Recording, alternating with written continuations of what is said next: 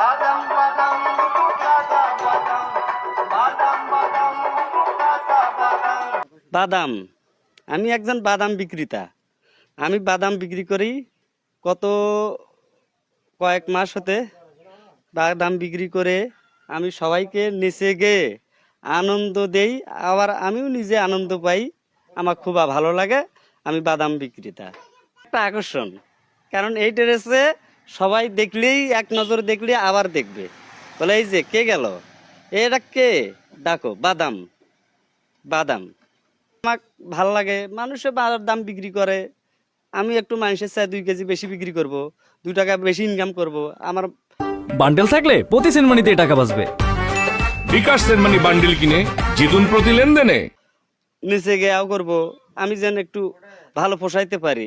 এরকম করে আমি বাদাম বিক্রি করে আমি নিজেও আনন্দ পাই এবং সবাইকে আনন্দ দেই। আমি বাদাম বিক্রি করি 1300 হাতে 1400, 1800, যেদিন জিঙ্কা।